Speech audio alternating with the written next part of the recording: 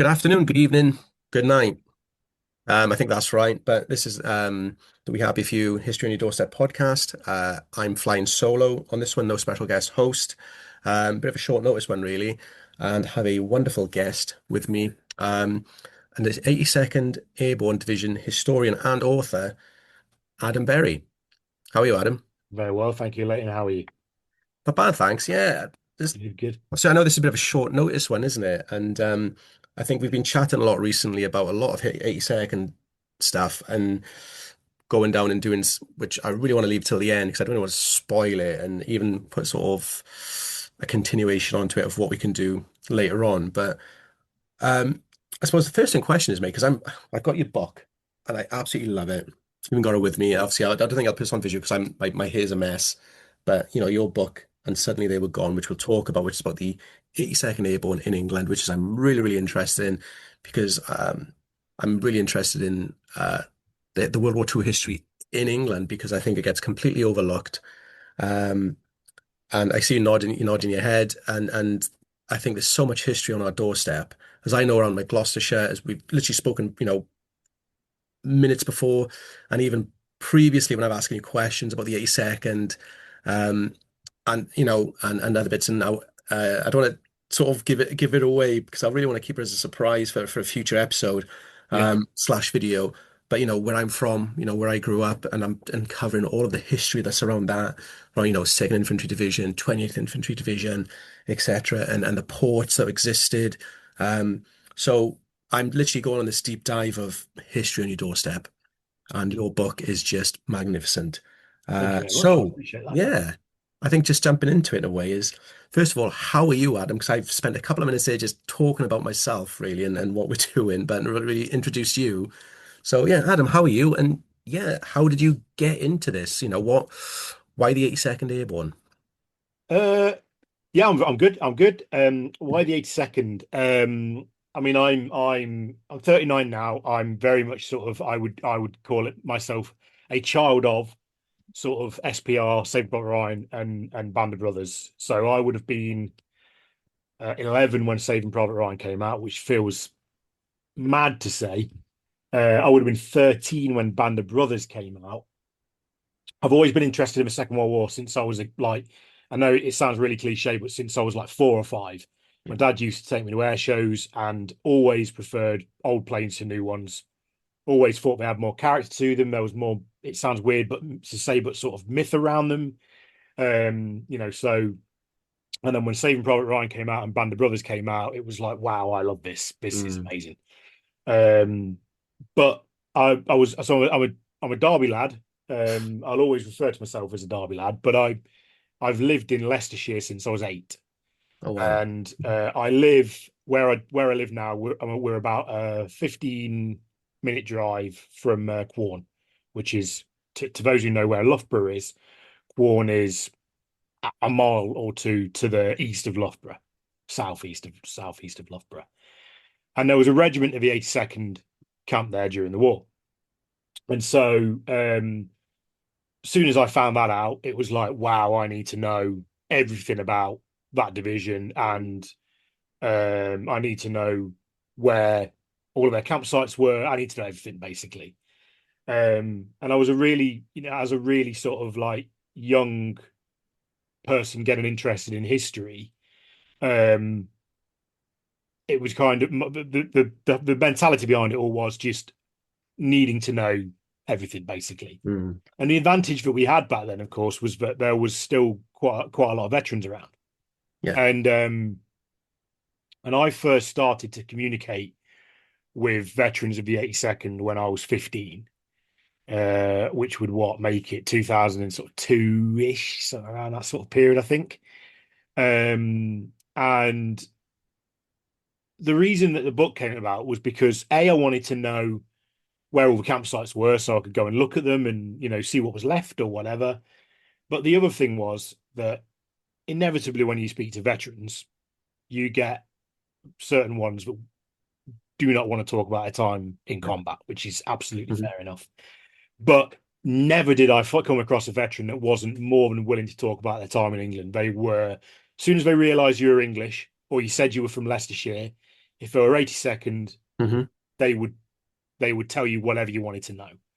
And so that was great, and being able to liaise with, there was a couple of key guys who I liaised with quite regularly. One of them was Ray Ferry, who was 80th Airborne Anti-Aircraft Artillery Hmm. Battalion, who sadly died in a car crash just before I published the book, which is why the tribute to Ray is at the front of the book.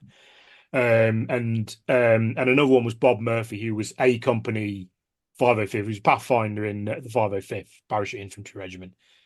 And I spoke to both of them on the phone. I liaised with both of them via email fairly regularly, and they put me in touch with other veterans. And some veterans would tell you little snippets here and there, and then some would be really, really great and tell you really good Hmm. stories. Um, so there was another guy called John Dellery who was 508 who told me some great stories that are in the book, and yeah, it just sort of snowballed from there. And from about the age of 15 or 16, just had this massive A4 folder where I just printed every email I could out, printed anything I found online out, so that I knew I'd always got it. You know, I wouldn't lose it, if you know what I mean. Because you know what it is with the internet, you can come across a website and Yeah. then your computer crashes or whatever, and you can't find it again. Yep. I know Something like exactly what that. I mean. So anything I found, I printed off. And yeah, over the years, just gradually, put information together. Spoke to locals about their time. Hmm. Um, you know, in Leicestershire or Nottinghamshire when the 82nd were around. Because of course, with the war being, very much sort of at its height around that time, the 82nd were basically not quite, but just about the only sort of males of a certain age demographic that were in the area at the time. And so it sounds quite obvious, but a lot of the correspondence I received back when I asked questions were from women who were like, "Oh, I dated this guy or I dated that guy," and it's like, yeah, of course, makes sense. Yep. Um, so yeah, that's where my love That's for the 80s amazing. and my love for the 82nd is unparalleled, unrivaled, if you want to call it that. Hmm. Even though obviously I do have my interest in the troop carrier groups that flew into combat, and the books that I've done on that, Hmm. the 82nd really are where my passion really is. That's amazing, mate. Honestly, I mean, there's so many questions just to pull from that alone. Um, and so what I'm trying to phrase this question right, because 15 is that's when you started communicating with the veterans. And is that where the idea for the book started formulating in your own mind? Yeah, I Wow. think so. I think that it's one of those things, isn't it, where until you do it, you're never really sure whether or not you're actually capable of doing it. Hmm. The idea back then of, especially when you're 15, of writing a book is quite daunting, but at the same time, you have a sort of like naivety about you when you're that age, and you just think, oh, it'll be dead easy.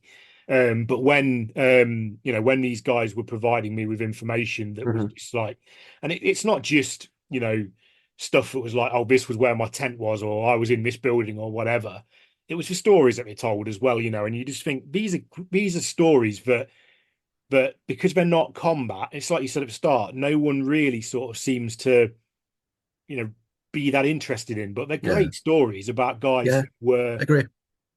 thousands of miles away from home. For some of them, they had been away from home for, the better part of 2 years by that point. So it's like, yeah, I just found it fascinating. I just thought it deserves to be something that is a book in its own right, but doesn't only very vaguely sort of references combat, particularly if there's a story about somebody that ended up going off to be KIA or something like that. But their time specifically in England was what I wanted it to be, what I wanted the primary focus to be. Yeah. No, that's incredible, mate. I mean, wow, yes. Um, I mean, so many sort of when I as a podcast host, I think, it should always be about the guest, but obviously always putting in snippets of context if it's relatable. And for me, it's meeting another chap very similar to yourself, a guy called Matthew Pellet. I don't know if you know I know Matt, Matt, yeah, I know but very apparently, well. yeah, and speaking to Joe Muccia about having you on a couple of days ago, and we were sort of referencing Matthew Pallett's book as well about the 101st in England, which I absolutely adore, and I Yeah, didn't it's a very realize it good book. Yeah, existed until last year when I met him, when Joe introduced us. And I remember thinking to yourself, I'm thinking about you as well, is, and I'm lucky enough to be posting one at the end of May, obviously, which I've invited you across, I'm not, you're coming for the Sunday, aren't you? Because of Yeah, your other both particular do. Yeah, interest, but actually relates to the 82nd interest as well, is, the 101st in England. yeah, And it's fascinating reading, where they were, where the camp was, the stories, the personalities. It clarifies so, it provides clarity to a lot of things as well. I mean, and it's the same with your book, and the sort of how do the parallels, they're insane because you were roughly the same age as well. I think he was very the same age when he started communicating yeah. with the gents of the 101st and started. And Joe Mucci said exactly the same thing. What you've just said yourself is to be at that age and having that foresight to start documenting things and putting it into a book. Because what you just said, is people talk about the sexy stuff and battles, the campaigns, etc. But no one talks about here. And I'm like I said, I'm really proud of the itinerary I've put together. Tickets still available, by the way, for anyone who is interested in still going and affordable, of the sites of the 101st. Um, because there's so, like what you just said then, there's stories Mm. there, and you get to walk in the footsteps of when they were Yeah, green or when they've come back from Normandy or getting ready for Market Garden.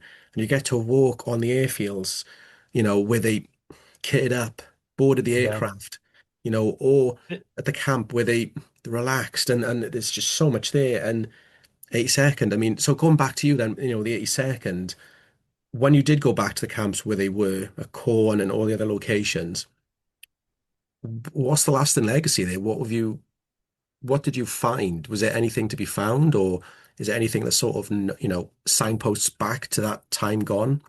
It varies. I mean, Quorn's always been very good. I mean, the grounds where the campsite was actually located, um, there's nothing really to see there. I mean, there was a so it's very difficult to explain without sort of showing on somewhere like Google Maps, for example. But the entrance to the camp at Quorn was off a road called Wood Lane in Quorn, and the camp's on the grounds of a building called Quorn House. And the 505th didn't get use of the house; they just got use of the land. But it's bordered by a stone wall, basically a big sort of 5 foot tall stone wall, and they broke a hole through the wall to create the entrance to the camp during the war. And that is now the entrance to a housing estate called Northwich Close. So I guess you could say that there is some legacy Yeah, there in that there is now you can go to where the entrance to the campsite was because it's the entrance to a small, I think there's yeah, 10 or 15 houses, small yeah, housing estate there. yep. So there's that, but they've also got Stafford Orchard where there's several memorials to the 505th. There's a piece of stone with a plaque on the front of it that came from Nijmegen Church. Wow. And so Quorn is great. Quorn is one of those ones where, yeah, great. And then you have others like Scraptoft, where the 325th Glider Infantry Regiment were, and Evington, where the 504th Parachute Infantry Regiment were. And there's nothing really. Nothing. So um, yeah, it's one of those things where I think it almost depends on who you've got locally, sort of driving it from a remembrance perspective in the war in the years, Hmm. particularly since the end of the war.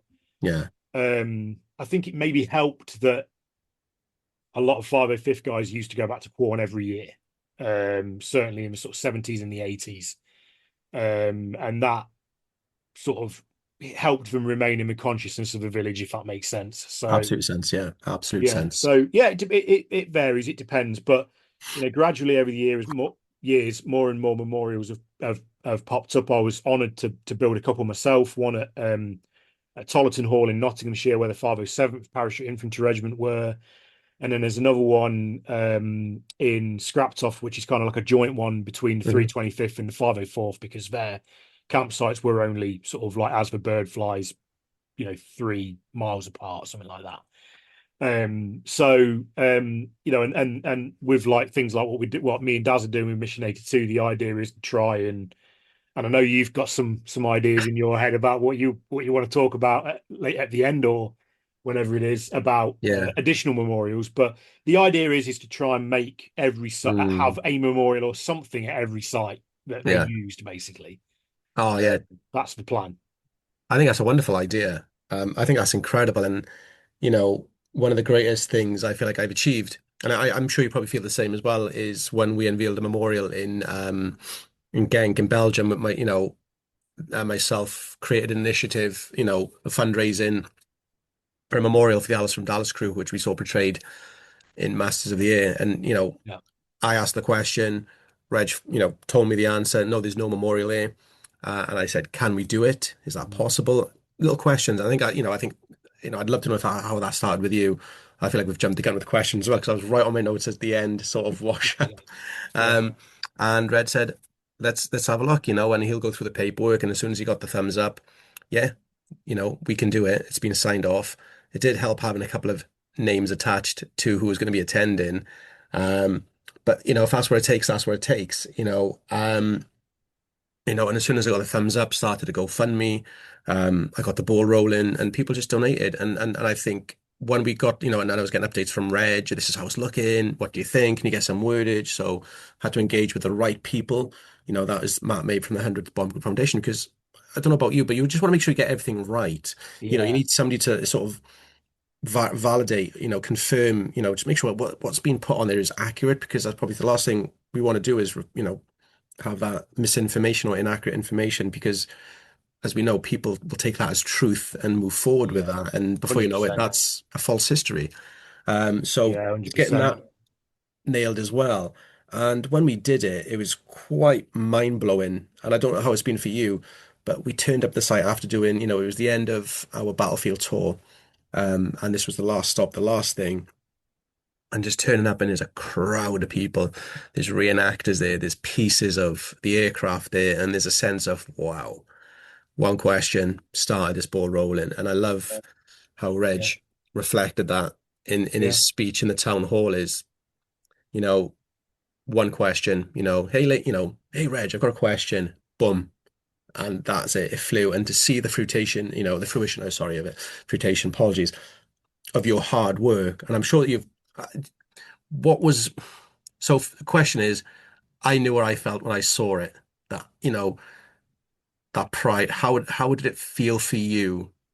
You know, is it, yeah, well, I suppose talking to me, I suppose, the first time you saw a memorial unveiled, how was it? I really want to know. What the Yeah. ones that For we Mission filmed? 82. Yeah, yeah. Um, well, I mean, with the ones I did back in 2013, I think the best thing that came from it was the relationship that I formed with several veterans as a result of it. One of which was George Schenkel, who was E Company 508th, who he got back from having come over for the unveiling of the memorial, even though it wasn't for his regiment. He was still more than happy to come and represent the division there. And I think the best thing that came out of that was that when he got home from his flight, he sent me a load of CDs in the mail and said, "I want you to write my autobiography for me."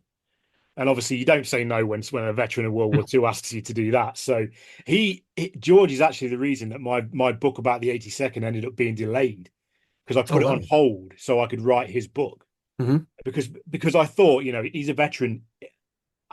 As bad as it's, he might be gone tomorrow. I don't know. Yeah. So I felt like I've got to do it whilst he's still with us, whilst I've got the chance. And there was another guy, a guy called Roland Daniel, who was B Company 507. An incredible history. He fought at Lafayette on D-Day, well, for 3 days following D-Day. Um, just somebody that you would never, in a month of Sundays, of of guessed would have been a paratrooper in World War II. The most unbelievably kind-hearted, gentle soul you can ever imagine. And he became a really, really, really close family friend. We took him back to Normandy in 2014. We stayed with him in Normandy for 2 weeks. It was the holiday where I proposed to my wife. It was the last, without meaning to sound down, it was the last big holiday we had with my mother-in-law because she passed Mm. away. And it was so, and these are the memories that come from it. But yeah, the Yeah. the pride of seeing something that you've worked so hard towards actually standing in a field. And another source of pride that I get from it is when I go back to them now and I see the care that the locals are giving the Mm, memorials in maintaining them every year. yeah. Because you kind of feel like, am I going to go back and I'm going to find that someone sprayed a knob on the side of it or That's something because like that, giant or penis on it, yeah. yeah, or something like that. But they're just being really well looked after. Like the one in Scraptoft, for example, they've planted a load of like wild flowers around it, Mm, and it's beautiful, and and that kind of makes me feel like, yeah, it was all worth it. You know what I mean? yeah. It's given the villagers something to really sort of buy Pride. into and Yeah. look after, and so I think that that's an element of it that makes me really proud. That's amazing. Going back to actually when you went in Normandy, were you there in 2019 with them both as well? For the 75th? No, we were in Normandy in 2019 with Roland's family, but sadly Roland had passed away. Oh, okay. I was going to say, I I did wonder we if I did saw you without knowing you, if that made sense, because there was Yeah, two 82nd George was chaps there. there. Yeah, George was there, George was yeah. there, and we did meet up with George. We met George for lunch. In fact, there's a one of my favorite photos I've ever. I don't know if I've got a copy here, but one of the favorite photos of me with George was sitting down with him at a restaurant in Normandy and showing him my book, basically, because there's pictures of him in there, as I'm sure you're aware of. So it was really amazing to sit down with him and show him that. Um, but yeah, sadly, Roland had Mm, passed away by then, which was a shame. But yeah, the one and only time he ever went back to Normandy was 2014 when we took him back, yeah, and I'd like to think that that was a trip that you know I think it had been a trip that was a long time coming for Roland. yeah. I don't think he'd got any appreciation of the sort of level of respect people have for the veterans over there, and he cried when he saw the 507 memorial at Amfreville. I just don't think he really appreciated how much people care there. Yeah. And 2014 as well, massive anniversary. Yes. Um, it, you know what it's like when the veterans are there. They're treated like they're movie stars, basically. Everybody Mm, wants their autograph. You have to chaperone them everywhere in a car. It's like you feel like you're looking after some sort of mm, A-lister, which to me, Roland was every bit an A-lister to me. He was yeah. an amazing friend of our family, and one of many men that I idolized, basically. So it was such a pleasure to take him back. And that was that the first time he'd been back since the war. Yeah, Wow. he wasn't one that really. He was one of these veterans that didn't really open up about the war. Yeah. His family knew very, very little, but I cannot put into words moments like the day we took him back to Lafayette and him realizing that that was where he'd been fighting, because he Yeah. couldn't tell us for sure, but he was Yeah. describing it to me, and I was because we met. I don't know if you know the historian Marty Morgan. Yeah, no, Marty. Well, Yeah, no, sort of through social media, yeah. We've yeah, communicated yeah, previously, yeah. yeah. Marty had spoken to him. Me and Marty had spoken to him, and every time Roland described it, me and Marty would look at each other and go, "He's talking about Lafayette. He's got to be." And we took him back to Lafayette, and he realized the moment he got there that that was where it was that he'd been Wow. fighting. And he was an assistant machine gunner. The machine gunner was either lost or killed on the drop, so he ended up basically being the machine gunner for his. I can't remember what platoon he was in now, but anyway, and he was up on the bank behind where Lafayette, where Iron Mike is now at Hmm. Lafayette, and an officer from another regiment and someone he didn't know basically just came up to him, dumped a couple of tins of ammunition by the side of his foxhole, and just said, "Anybody beyond that point moves, you shoot them." Basically, Wow. and that was how he Pathetic. spent the first 3 days. And then he rejoined the 507 on the other side of the Murderay River. Once the bridgehead at Lafayette was sort of broken and expanded, Hmm. if you know what I mean. So no, he'd never been back. Wow. But when we were back, aside from all the Lafayette stuff, I don't know whether or not the countryside out there or whatever it was, just it brought back loads of memories for him, and all of a sudden the story started rolling. So it was incredible. Yeah, yeah, Yeah, I amazing, mean amazing that's thing to be a part of. I was going to say that's such a unique experience. Um, First time going back, and it just ignites those memories, doesn't it? I mean, I got goosebumps just thinking about it. I mean, yeah, that's unique. And I know there's guys, Woody, Andy Biggio, etc. I mean, I'm sure they've had that experience as well Yeah. with people. I mean, but that's got to be a small handful of people who've been able to do that, and just to be there with him, and it just that triggers the memories. Wow, and that Lafayette battle, Jesus. Yeah, sorry for swearing, but Yeah. did you document? Did he allow you to document what he was saying, or was it just sort of in private? It was just for No, so in fact, virtually the first night that we got to the chateau we stayed at, we stayed in a big chateau in a town called Hombier, and it's right down sort of Operation Cobra sort of area. And the reason we booked somewhere that far away was because we wanted it to be really, really quiet for Roland, so that when we did have, these long days, which inevitably we were going to have, he would get some peace in the evenings. But almost the first night we got there, we sat down, we started talking. I said to him, "Do you mind if I record this on my phone?" And I just sat there and recorded, and he just opened up basically on, and even his daughter and his wife have told me since that these are things that not even they knew. yeah. So and I don't want to bang on about it, but one of the No, please do. one of the biggest things for him, and one of the most emotive stories he told us was that, and I can never get this right around, but one of his best friends in B Company was a guy called Fidel Elizares, and he was either of Mexican or Spanish descent. I can never remember which way around it is. And in the weeks running up to D-Day, Roland made the mistake of referring to him as the other one. So he either called him Spanish or called him Mexican or something like that. But Roland did it intentionally as a bit of a ribbon, if you know what I mean. But Fidel took great offense to it, Okay, yeah. and they didn't reconcile their differences before the drop into Normandy, and Fidel was killed in Normandy. He was killed as B Company were taking a little village called Vindefontaine, and um, Roland could not talk about Fidel without getting really upset. Hmm. And I'm getting upset thinking about it now on his behalf. I can't imagine how that would feel Yeah, of to course, have yeah. to have because they were young boys and they were just taking the mick out of each other basically. And Mm, one joke got taken out of context and got taken the wrong way, and the next thing you know, you're jumping into Normandy and you lose your best friend before you've had a yeah. chance to um, reconcile your differences basically. And that to sit and listen to Roland talk about stuff like that was, as I'm sure you can imagine it, an honor, but Yeah. also very sad. It's very difficult to listen to a man of his age, because he was in his early 90s by that point, get And as the fact that upset as he he's, did.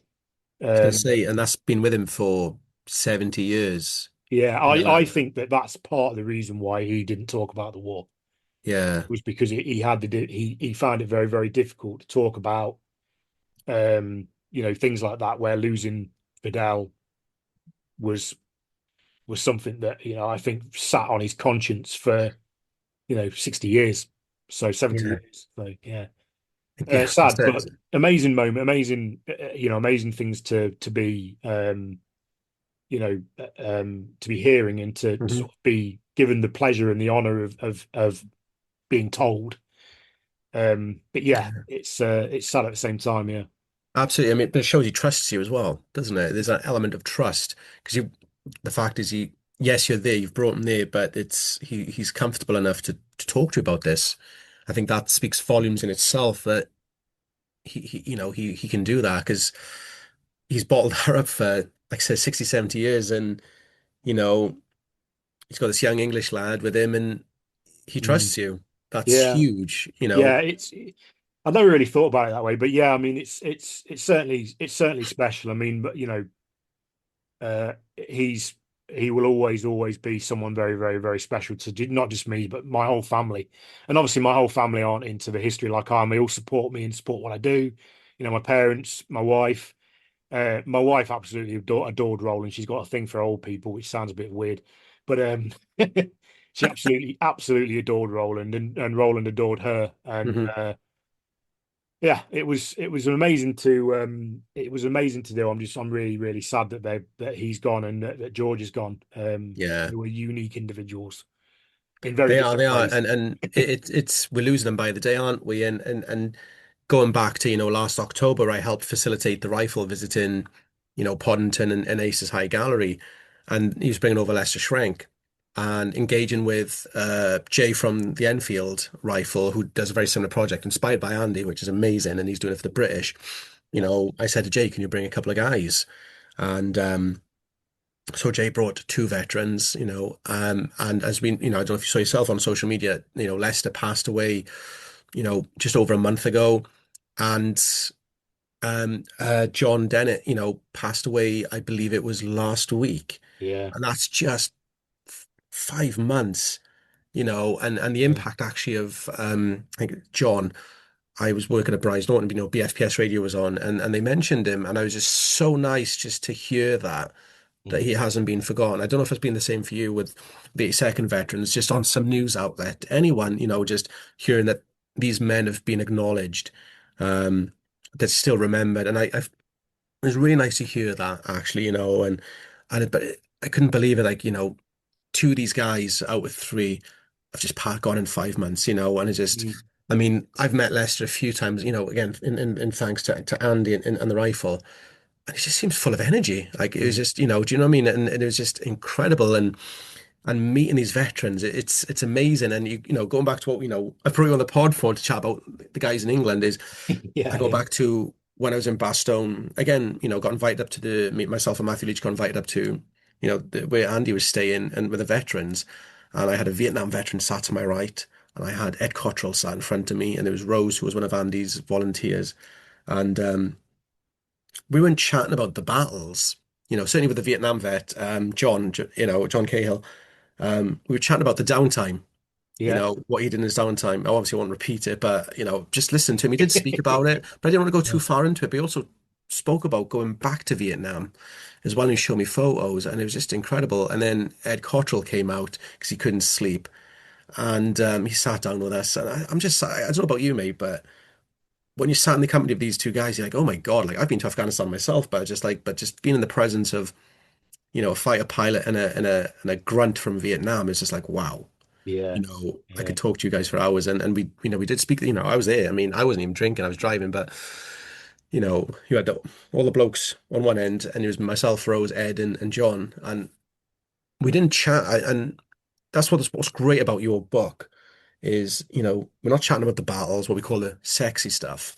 We're chatting about the time, either well, post-war. So with Ed, we spoke just from a conversation was, hey, where's that ring from? If you don't mind me asking. He was wearing this Mm. particular ring, as the Americans do, for certain things. It was a golfing ring, used to play golf, and it's just fascinating you and these talk about these sort of things. And I think that's what's fascinating about your book is just it's different, and I suppose I feel like I've covered it, but I just want to make sure. But I take it they had so many stories that inspired you to write this.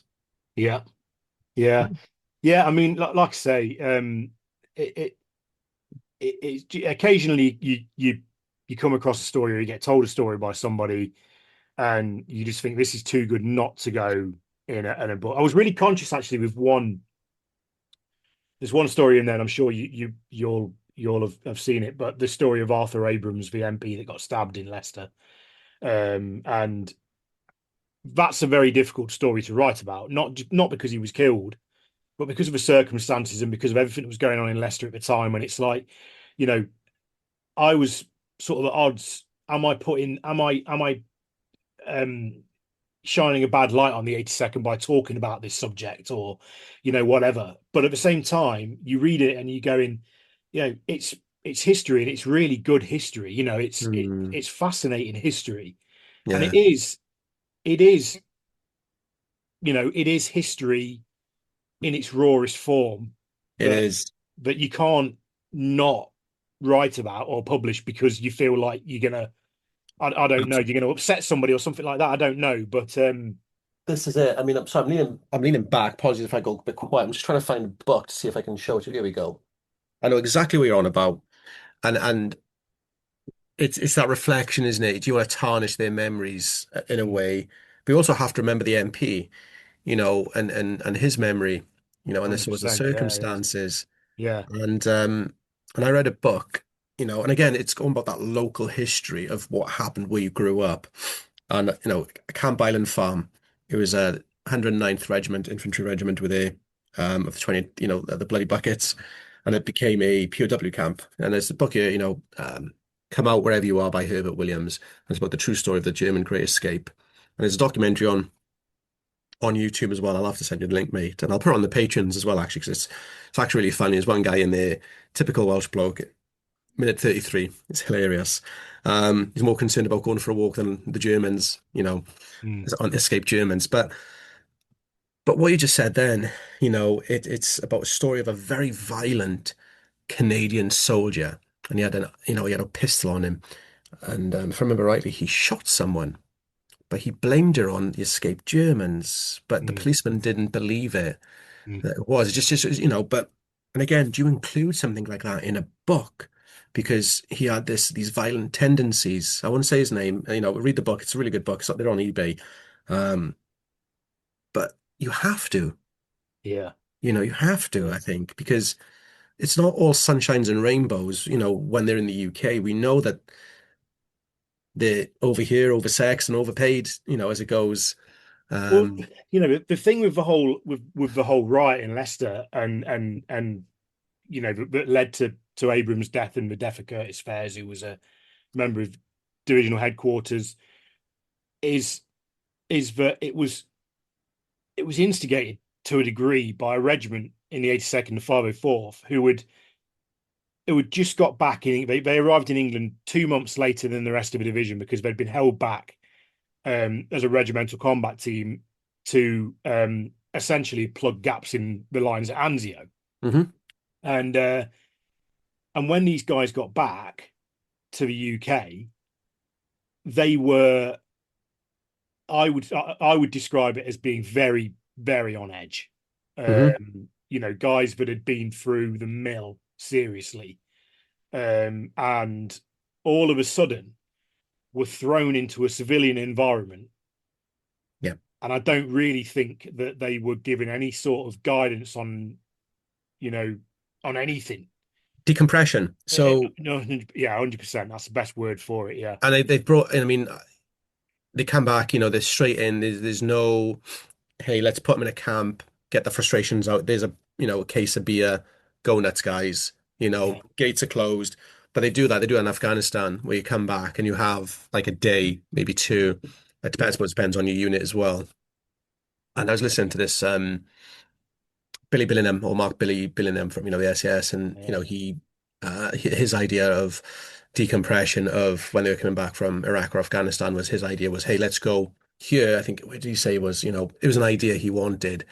Because somebody asked a question about how do you guys decompress? What's the best way? And one of the ideas he proposed for the special forces guys, because they're going to be ramped up, to the max on what they're doing, and just let them have a few days to themselves, get it all out of the system, and then we'll bring their families over and ease them back into civilian life, you could say, or that civilian, integration. But obviously, these guys, you're on a ship, and again, you're contained, you're moving, who knows, again, they're still wound up because it in these tiny quarters, possibly, and so yeah. they like sardines, and then there you go, guys, unleashed to the world of, to the world of Leicester, and it's suppose. Well, I think one of the biggest things as well was that no one had briefed them on the fact that Leicester was very much, um, as it is today, an interracial city. Yep. It wasn't. There wasn't a. It changed obviously Hmm. very soon after this event took place, but it wasn't a city that you know wouldn't allow Black American soldiers into the pubs, into whatever you wanted to Hmm. call it. They were very much a part of the community. Yeah. Um, That's the same and all over the UK, by the way, what you just said then. That was the same. yeah, yeah, Um, you know, from so, from from from what I've read. and I just think that their arrival could have been handled slightly better. But again, we have the benefit of looking back in hindsight and going, well, Yeah. Always a if wonderful this thing, as I event hadn't say. happened, then we probably wouldn't even be talking about it. But Yeah. it was something that yeah, I just don't. And the other thing that didn't help was that they didn't have their live ammunition taken away from them. Oh God, So no.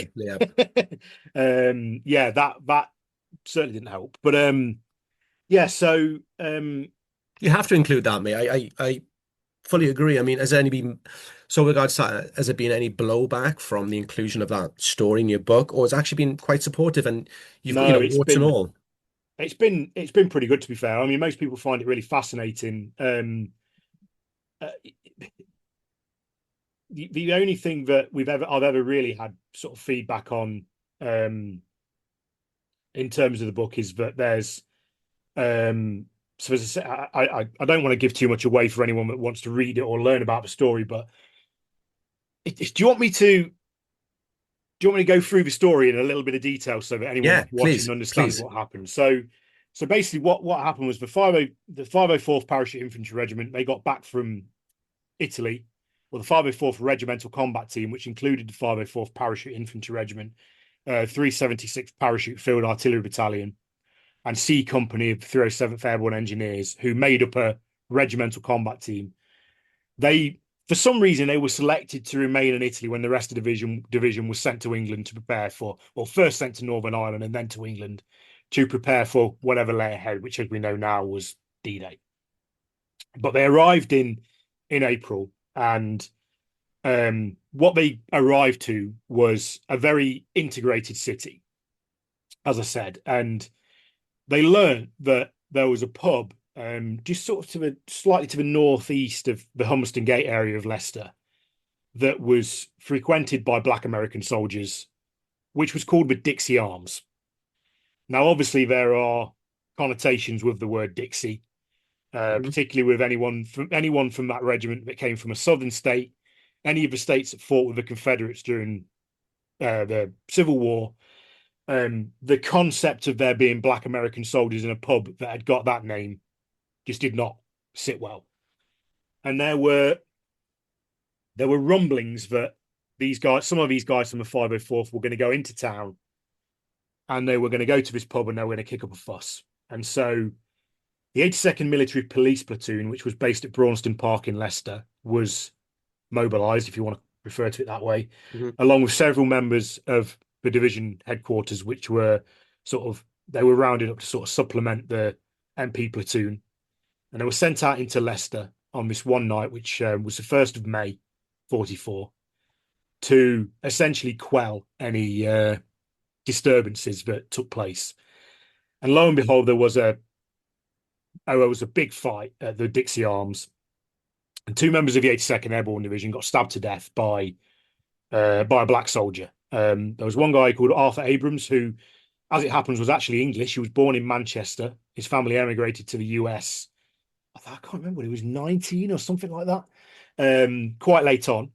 So by all accounts, he probably had a bit of an English accent on him Mm. when he was in England. But and there was another guy called Curtis Fares. Abrams was stabbed in the neck, and as far as we can tell, just basically bled out in the back of a van on the way to Leicester Royal Infirmary. And Curtis Fares was stabbed in the chest.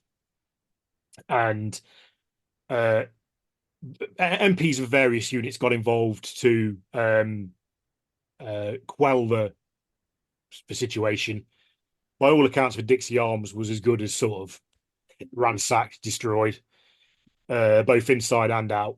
Sadly, the pub's not there anymore. That entire area of Leicester's changed completely now. But um, anyway, the only part of the book that I got some sort of not, no one was being overly critical of it, was the fact that I um, I spoke about a conversation that I had with a veteran of the 82nd Airborne Division in St. Mary Glees, who told me that members of the 505th Parachute Infantry Regiment, upon learning that two members of the 82nd had been killed, Mhm. basically went out to get vengeance.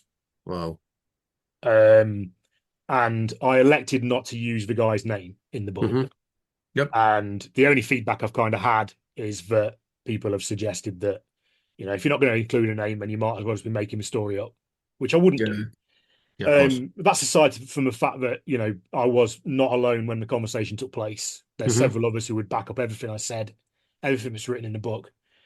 Um, and so that's the only really sort of, only real feedback I got on it. But the whole issue of the race, the whole issue of race around Leicester, the integration of white and black American soldiers in Leicester and the issues that it caused, and the after effects of it all, are something that I think generally people find quite interesting.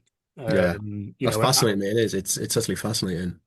yeah, so I'm glad that I included it, and obviously, like you say, Abrams and Curtis Fairs deserve to have their names sort of written into that history because they were the ones that sort of came off the worst from it, obviously. Yeah. So yeah, it's certainly a sort of fascinating aspect of it. But you do, like I say, you do have these moments where you think, do I? The only other time I've ever sort of consciously elected to like leave a name out or a piece of information out was in relation to, and this is another thing, sort of goes back to the Mission 82 thing. The four guys that were killed in the explosion at Spano, preparing Hmm. for D-Day, that we're doing the memorial for in June. One of the members of one of the families of one of the four men killed received a letter from the US Army in which the man responsible for dropping the grenade was named. Oh. And that's the only time that I have elected not to name a person Hmm. when writing about it in the book or in the promotional stuff we're doing to the memorial or whatever. Purely because in this instance, I don't think it matters. Hmm. Quite simply, I don't think it Yeah. matters. He didn't do it intentionally. It was an Hmm. accident, and I don't think his family need to know No. that the US Army had kind of attributed blame in that regard. And so, Yeah. yeah, that's another reason why. But otherwise, it's one of those things where I think you just kind of have to go. This is history. Tell it how it is, basically, as best as you can. Yeah. Oh man, yeah, that's fascinating. Oh, wow. Man, we could talk, I know it's getting quite late now and very keen to sort of not wrap it up, but like I want to get to a point where we can stick a pin in it because I really want to explore Yeah, other yeah. stuff. Um, so how long do they spend in Leicestershire? What kind of activities they get up to, training? I mean, how did I suppose in terms of the ramping up of training, what kind of things were they getting involved in? And also as well, a jump school. Was there a jump school? And obviously we all know of Chiltern Folier for the 101st. Yeah, What about for the 82nd as well? yeah. There was a jump school. It was at a place called Camp Ashwell, which after the war became a prison, and I believe it still is a prison today. Obviously, all the buildings are different. There, it's been the huts that were there during the war, they're gone. But Ashwell was very close to RAF Cottesmore, Hmm. where the 316th Troop Carrier Group were. So the way the 82nd jump school worked was that, and there's actually a very famous series of photographs of a guy jumping out the door of a C-47, and there's a series of fields and a road below it, below the guy, and you can trace exactly where that road is today, and it's in fields directly south of Camp Ashwell. So that you're right in the middle of a DZ basically when you drive along this road. But they would get trucked to Cottesmore. The first four jumps they would do in the fields directly astride Cottesmore. They would march their parachutes back to the airfield, re um what's the bloody word? Refold the parachutes, repack them. That's the word I'm looking for. And then they would do their fifth and final jump into the fields below Ashwell, and then they would get passed out. So yes, Ashwell um, was the um, was the jump school. It was also where the 82nd Parachute Maintenance Company were billeted. They had a hangar at Cottesmore. The 316th Troop Carrier Group gave them a hangar at RAF Cottesmore, and that hangar is still there. I was there with Daz 18 months, 2 years ago, I think, to use as a parachute drying shed. And there's a famous photo of a Dodge weapons carrier parked outside this door, this hangar, and the doors are open, and there's just thousands of parachutes just hanging from the ceiling in this hangar. Um, so to answer the question before that, how long were they in the UK? They arrived on the bulk of the division arrived on the 14th of Feb. And as luck would have it, 2 weekends after they arrived, it snowed really, really badly in the UK. Yes, this They photo's got, an incredible photo. yeah, they got some really, really good weather, which especially when you're in pyramid tents. And I've slept in pyramid tents in the middle of July and it's cold. So I can't imagine what it is like to Mm. sleep in a pyramid tent in the middle of a, weather like that. Um, I mentioned that obviously about the 504th not arriving until April. Well, because the 504th had been so badly battered in the combat at Anzio, and because the Americans altered their TOEs for a division prior to Normandy to include 3 parachute regiments instead of 2, Mhm. the 2nd Airborne Brigade, which included the 507th and the 508th Parachute Infantry Regiments, were attached to the division. And that's how the division jumped into Normandy. And they were based in Nottinghamshire. But they didn't arrive until the March. So, sort of middle of Feb, middle of March, the bulk of the division is in the UK. The 504th arrived in the April. Mm. But of course, 29th of May, 44, all of the subunits of the division that are going to be involved in the Normandy invasion, they're either shipped off to their embarkation airfields or slightly earlier than that, they're shipped off to a certain area of the country you know pretty well. Um, Don't worry all about. and they jump into Normandy or they glide into Normandy or they're taken over to Normandy by sea. And then around about the middle of July, they come back. Mhm. And of course, numbers wise, they're massively depleted, hugely under strength. Most of the regiments had suffered sort of roughly somewhere around sort of 40-50% casualties, huge number of KIA. And obviously they then spend a certain amount of time. One of the things that you will see by looking at the morning reports is that they were almost immediately um, the guys were almost immediately allowed on a 5-day furlough. They were allowed to, you use the word Mhm. decompression earlier. They were allowed to go and sort of decompress, and a lot of them by that point had got girlfriends in Leicester, in Nottingham, and I can well imagine that those 5 days were spent. I'll let the listeners use their imagination what those 5 days were Yeah. spent doing. um, and then there was a couple of cancelled parachute drops at the end of August, early September. But then, of course, 14th of September, they're back to the embarkation airfields and they fly off for Market Garden. And the basically the division doesn't return after that. It's they leave. We think the campsites stayed open, particularly Mhm. Quorn, stayed open until around about the time that the Battle of the Bulge kicks off, Mhm. um, as a way of reintegrating replacements Yes. and wounded personnel back through the division. But the bulk of the division didn't Didn't return. come back. Yeah. So yeah, how long would that have been? All told, sort of 6 or 7 months, maybe a bit less Yeah. than that, really. And then obviously, if you take away the days that they're in Normandy, take that out of it as well. But the campsites were very much, still sort of active. Yeah. A lot of the guys that had been sort of slightly wounded in action or lightly wounded in action in Normandy that had been sent back over to the UK for recuperation would have eventually sort of found their way back to the campsites whilst the division was still in Normandy, and they were sort of temporarily integrated into the service companies of each regiment. And when the regiment arrived back after Normandy, they would have sort of been reintegrated back into their sort of normal companies. But yeah, so they were here for a while. They were here long enough to establish relationships that have lasted, generations basically since. So, and there are still people that live locally around here that are GI babies of 82nd Airborne Division guys. And there's a really good friend of mine, a guy called Jerry Milner, who lives in Ashby, which is literally 4 or 5 miles down the road from me, whose dad was 325th Glider Infantry Regiment. So, yeah, they're still very much present in a roundabout way around here. Amazing. No, it's phenomenal. That is. I mean, what we'll do is we'll round her off because I could talk to you for hours, mate, about this.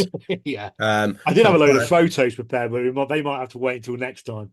I think so, So mate, because but obviously next time what we're gonna do is we're gonna figure out a date where me, you, hopefully Daz if he wants to as well, yeah, I'm sure he'd be up and for we're gonna that. go down and I won't say where they are because I want us to be for us and then we can unveil it because I think it's very I think amongst the local community it's very under the radar. People who may have been on the Sicily tour might remember me talking about at least one of the locations, Yeah. possibly both. Um, but we're going to go and explore it. We're going to walk through these marshland camps.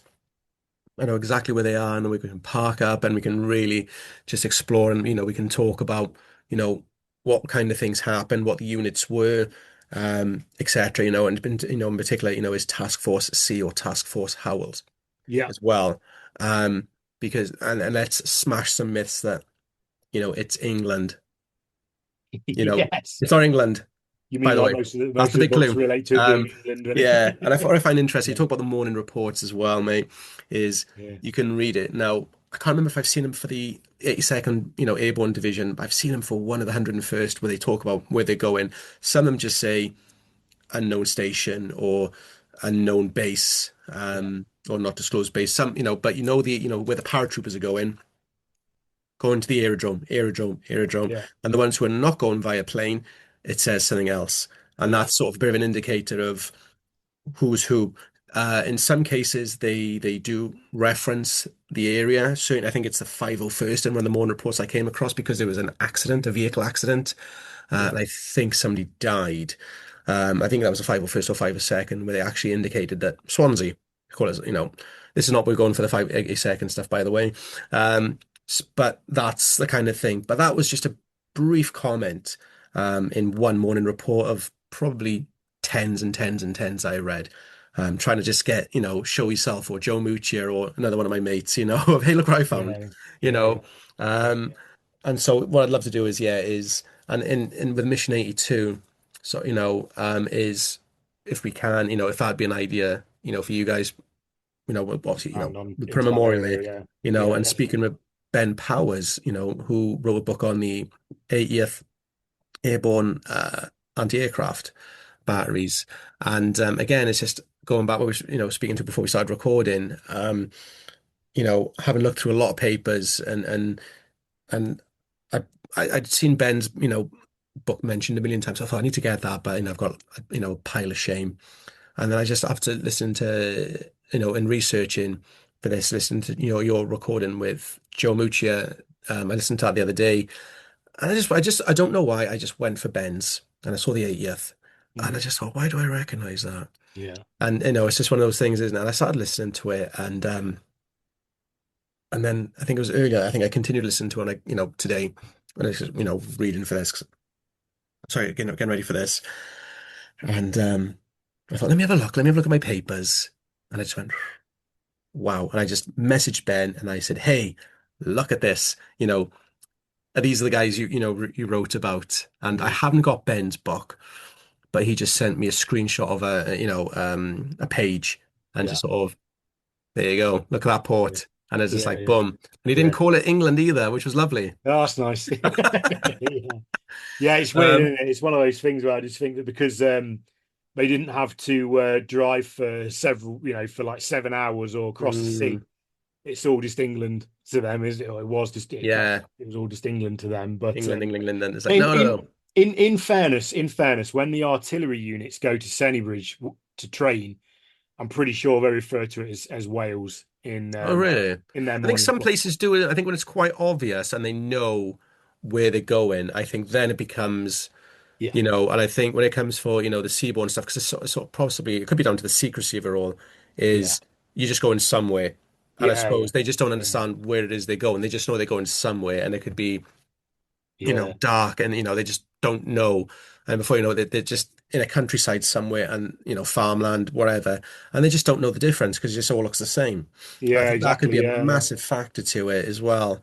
Um, Unless it's like a really, identifiable port. and there's a lot of camps in South Wales, and a friend of mine, Carsten, who's doing his own research, and I see him, I don't know if Carsten, I helped him with something, and they were in don't ask me the name of the regiment, but certainly he was in the 2nd Infantry Division, and he had a bit of a gap tracking the history. Mm. And I just saw 2nd Infantry Division. Well, they were in Cardiff or St. Donans, which is near Cardiff. And I thought, well, I'll help him out because I know where to look. And hey, Carsten, there you go, mate. Boom. And he's like, wow, what's that? And he's like, boom, that's amazing. And there you go, use a Google view of the above, and my intent is to go to that site on the ground, take photos of what I can or what I can find. But also, I'll get the drone up to show him, hey, this is it from above, and this is what it looks like now. So it's really interesting, what was used, and I've had a couple of ideas where I sort of want to. And again, your book is so useful and so amazing. I actually got another question as well for you. It's just understanding what units went through, and I suppose trying to find then and now photos, which is content I like to see and I like to do. I think it's a really fascinating idea, and you've got them in your book, and I think, again, speaking to Joe Mucci about this, it gives him ideas of where to go and what to see and understand. Oh wow, look, see, look at this, and now Yeah, look at this, and people are like, oh my God, wow, that's amazing. That's that. I've seen that photo a million times, or this, that, and the other, and now I'm there, and I think, you know, but to find it, for the marshalling camps, really, really hard, because yeah, secrecy, unless you're 100%. at an Yeah, yeah. airfield, yeah, or you're at the Yeah. ports, it's really difficult. So yeah, What I obviously, find, sorry, sorry. what I find interesting about it is that in almost every case, particularly with the embarkation airfields for the 101st and the 82nd, is that there were Signal Corps photographers there, Signal Corps film Mm, crews there. It just doesn't seem to be the case with the marshalling camps that were for the seaborne elements. yeah, It almost feels as though they were even being overlooked back then, like they are, yeah, like they are now. The seaborne element of an airborne division is perhaps not considered to be, maybe they were even considered to be sort of like rear echelon troops back then, even though we know that in certain cases yeah. anyway, that's not the case. So, Yeah, um, absolutely, mate. I can agree more. And they do, obviously, they're the rock stars. You can say they're the rock stars in one step. They're all rock stars. mm. Um, so yeah, first of all, the first things first is, have you ever thought about doing an 82nd Airborne tour around Leicestershire?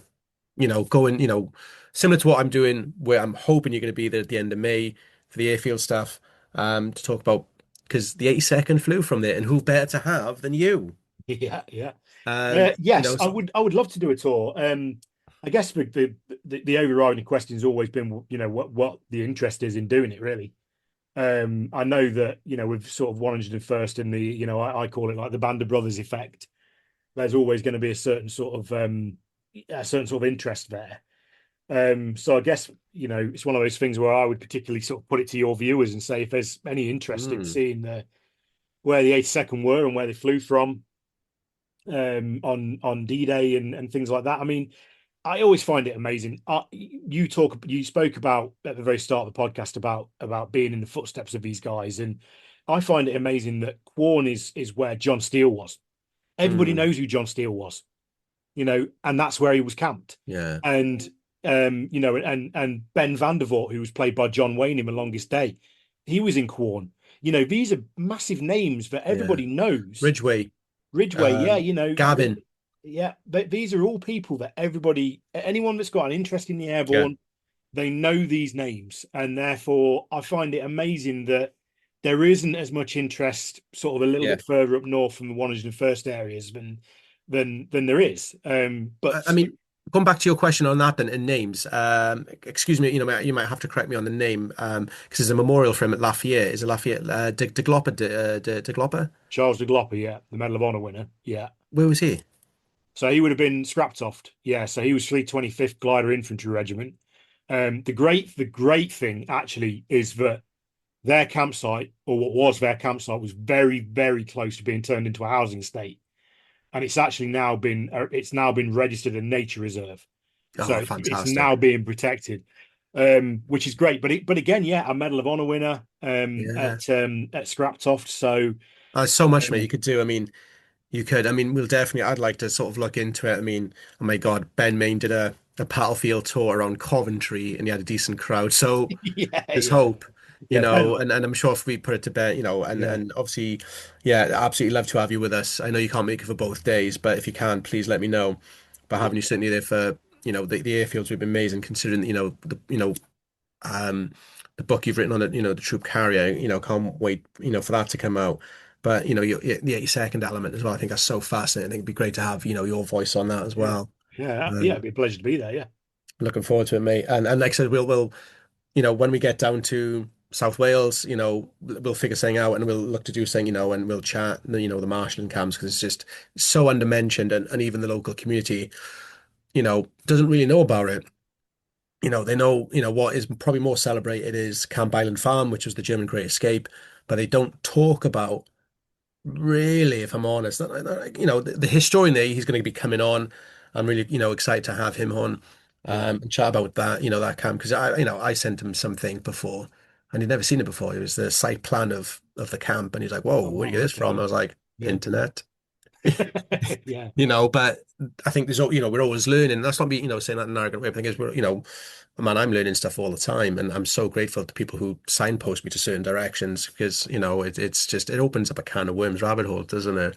yeah. Um, so yeah, I'm I mean, looking forward to opinion or something. even since I did my book, there's more stuff that's come out, and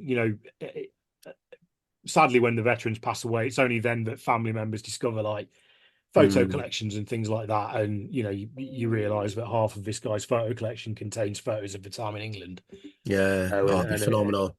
I it's mean, no, you're right, mate. I think you should do, an updated version or something maybe, and I think it'd be incredible.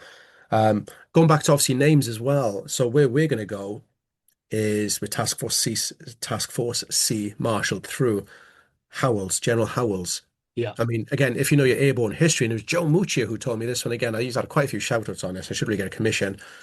But he signed off. Wasn't he the commanding officer of the jump school at Fort Benning at one point? So a lot of yeah, the jump certificates had his signature on it. yeah. He was a really, really, really prominent sort of airborne officer. He was, yeah. So again, I think that he was sort of lumped with the well, I obviously don't think so, and I'm hoping a lot of people don't think so. But the sort of slightly less glamorous job on D-Day when it came to the three task forces that Mm, the 82nd sort of took to Normandy. But yeah, uh, a great general by all accounts, a really respected guy. And again in the sort of in that sort of overall airborne community, granted he's not quite up there with your Ridgeways, your Gavins, your Maxwell Taylors, your McAuliffes, but he's a big name when it comes to sort of yeah. American airborne generals. Yeah, Yeah, he's and I think that's it, and obviously the irony, for me, it's quite ironic how he was the commanding officer of the jump school in the US, I believe it was Fort Benning, and he went via sea into Normandy. yeah, I know That's exactly. quite Yeah, bizarre, isn't it? It's like yeah, this guy like um, signed off all those guys who, more probably most yeah, of those guys who jumped out of the airplane, yeah, aircraft, and then he's gone via sea. But yeah. no, that's awesome. But yeah, so before we sign off, when's the book out? The troop carrier book, Well, it's a or if you have difficult a date question at to all. answer. It's been out twice, but we've had a lot of issues with publishers. So I'm currently in the process of I'm having to sort of rejig some of the files so that it can be relaunched again under Overlord, who are the publisher that do my second book. But we've made it so just if you just bear with me one sec. So just to give you an idea, Oh or to give wow! the viewers an idea, this Oh is my what we've God! released so far.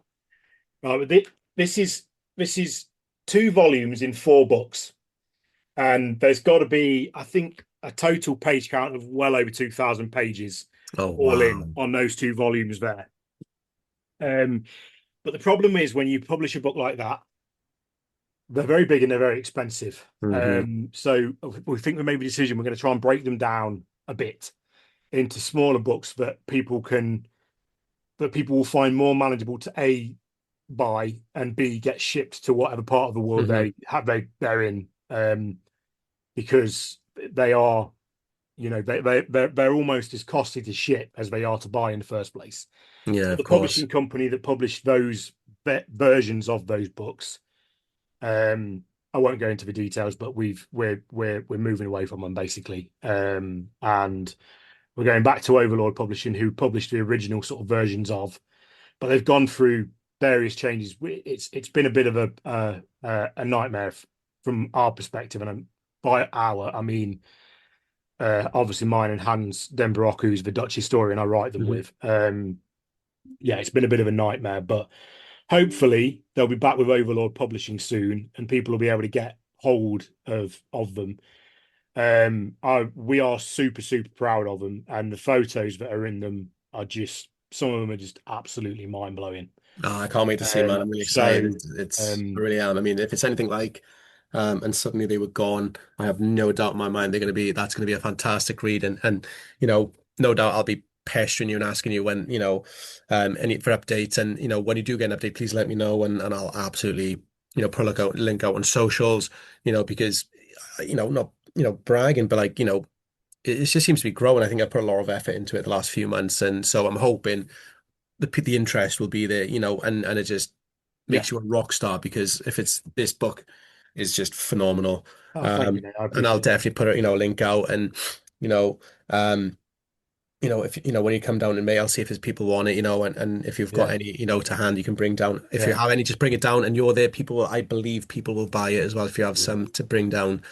Well, Um, the last thing I'll say on the book is that, and it might come across as biased, but you can't have an interest in the Airborne and not have an interest in Troop Carrier Command at the same time. so, yeah, They came very much hand in hand, and if anyone watching this is still of the belief that the misdrops on D-Day were because they weren't very well trained or they were cowards or whatever, don't buy into it. Read the book. If you can get a copy of the book, read it, and you'll change your mind. yeah, They absolutely. And I think going to these airfields, the D-Day airfields, I think it'll only generate interest in wanting to read your books to find out more. And having you there as well will promote the subject, and I know, well, I want to read it anyway. I haven't even heard you, we haven't done it yet because I want to know more because it's just fascinating. Because I want to move away. I don't know about you, but when it comes to history, I think with the Band of Brothers effect, we can absolutely get absorbed into the 101st. I see you've got the 101st patch, by the side of you, behind you. I've yeah. got a patch here, which was going to go on my M42, but I've decided no, that's going to, an 82nd patch is going to go on there.